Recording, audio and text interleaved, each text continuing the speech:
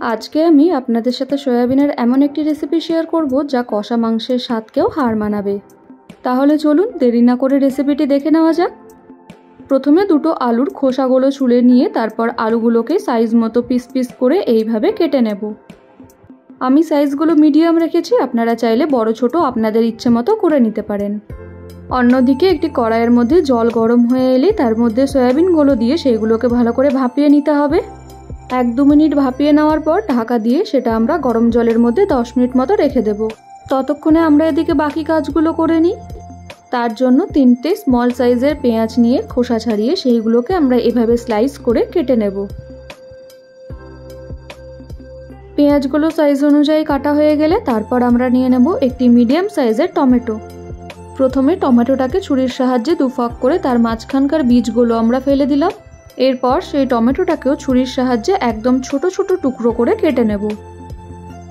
এরপর একটি মিক্সিং জারে নিয়ে নিলাম কয়েকটা আদা কুচি, নিয়ে নিলাম কিছু রসুনের কোয়া, সাথে নিলাম 3টে কাঁচা লঙ্কা, কিছুটা গোটা জিরে ও একটি শুকনো লঙ্কা। এরপর জল দিয়ে একটি স্মুথ পেস্ট বানিয়ে নেব।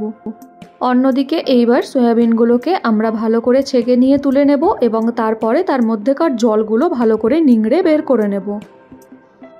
কড়াই গরম করে কড়াইয়ের মধ্যে দিয়ে দিলাম পরিমাণ অনুযায়ী সর্ষের তেল। তেল গরম হয়ে এলে 1 চামচ লবণ ও 1 চা চামচ হলুদ গুঁড়ো দিয়ে সেটাকে ভালো করে নাড়িয়ে চাড়িয়ে মিশিয়ে নেব এবং তারপর এর মধ্যে জল বের করে রাখা সয়াবিনগুলো একে একে দিয়ে দেব এবং গ্যাসের ফ্লেম লো টু মিডিয়ামে রেখে সময় নিয়ে এইগুলোকে আমরা বেশ লাল করে ভেজে নেব।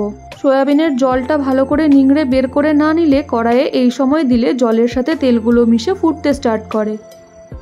হালকা লাল লাল করে ভাজা হয়ে এলেই এরপর সয়াবিনগুলো আমরা তুলে নেব।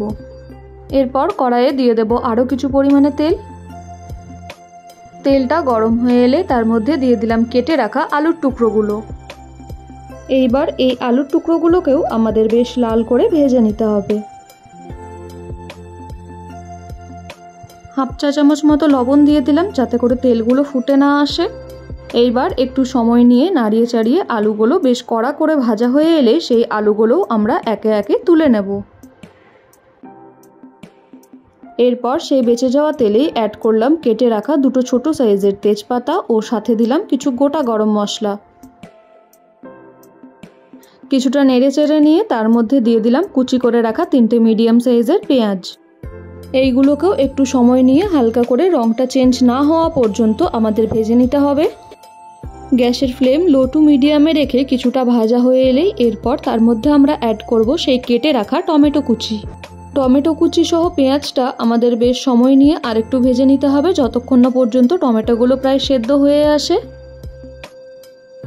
কিছুক্ষণ ভাজার পর টমেটোর গায়ে এভাবে চাপ দিতেই দেখা যাচ্ছে টমেটোগুলো পুরো সেদ্ধ হয়ে গিয়েছে। এরপর এর মধ্যে দিয়ে দেব আদা রসুন কাঁচা লঙ্কা ও গোটা জিরের পেস্ট।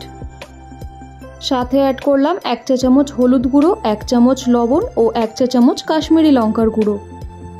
এরপর সমস্ত মশলাগুলোকে আমাদের ভালো করে মিক্সড করে নিতে হবে এবং সময় নিয়ে সেইগুলোকে ভালো করে কষিয়ে নিতে হবে। কিছুটা মিশিয়ে নিয়েই তার মধ্যে অ্যাড করলাম 1 চা চামচ মতো ধনে গুঁড়ো। এরপর আবার সমস্তটা ভালো করে মিক্সড করে নেব। স্বাদের ব্যালেন্সের জন্য 1/2 চা চামচ চিনি দিয়ে সমস্তটা আমাদের সময় নিয়ে ভালো করে কষিয়ে নিতে হবে। মশলার কাঁচা গন্ধটা প্রায় অনেকটা চলে গেলে এর মধ্যে দিয়ে দিলাম ভেজে রাখা আলুর টুকরোগুলো। আলু সহ সমস্ত মশলাটা আমরা ভালো করে মিশিয়ে নেব এবং মেশানো হয়ে গেলে সমস্তটা আমরা আরও কিছুক্ষণ কষিয়ে নেব।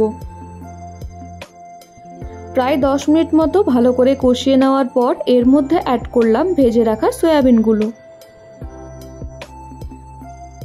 এইবার সয়াবিন সহ সমস্ত মশলাটা আমাদের ভালো করে মিশিয়ে নিতে হবে যাতে করে সয়াবিনের গায়ে মশলাগুলো পুরো ভালোভাবে লেগে যেতে পারে এবং মেশানো হয়ে গেলে ঢাকা দিয়ে সেটাও আমরা 5 থেকে 10 মিনিট মতো কুক হতে দেব। 5-10 মিনিট পর ঢাকা তুলে আবার সমস্তটা আমরা ভালো করে নাড়িয়ে চাড়িয়ে মিশিয়ে নিলাম। এবার যখন মশলার কাঁচা গন্ধটা একেবারে চলে গেছে এবং সয়াবিন ও আলুগুলোর গায়েও মশলাগুলো পুরো পারফেক্টলি লেগে গিয়েছে, এরপর এর মধ্যে দিয়ে দিলাম কিছু পরিমাণে উষ্ণ গরম জল। আপনারা চাইলে নর্মাল জলও ইউজ করতে পারেন, তবে উষ্ণ গরম জল ইউজ করলে রান্নাটা আরেকটু বেটার হয়। যাই হোক, সমস্ত গ্রেভিটা ভালো করে নাড়িয়ে চাড়িয়ে ঢাকা দিয়ে সেটা আমরা 15 মিনিট মতো ফুটতে দিয়েছিলাম। 15 মিনিট পর ঢাকা তুলে দেখতেই পাচ্ছি সমস্তটা পুরো পারফেক্টলি কুক হয়ে গিয়েছে। তবুও হাতার সাহায্যে একটু আলু এভাবে সাইড দিয়ে চাপ দিয়ে দেখে নিলাম আলুগুলো পুরো সেদ্ধ হয়েছে কিনা। এরপর নামানোর আগে ছড়িয়ে দিলাম উপর থেকে কিছু পরিমাণে গুঁড়ো গরম মশলা।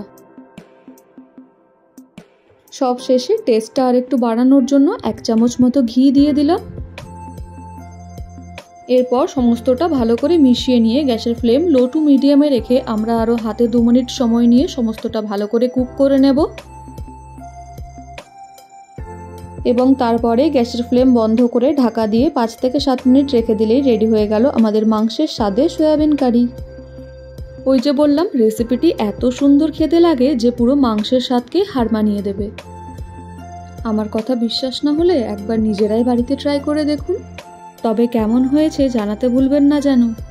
আজকের ভিডিওটি ভালো লেগে থাকলে ভিডিওটি লাইক করে চ্যানেলটি সাবস্ক্রাইব করে পাশে থাকবেন। Thank you.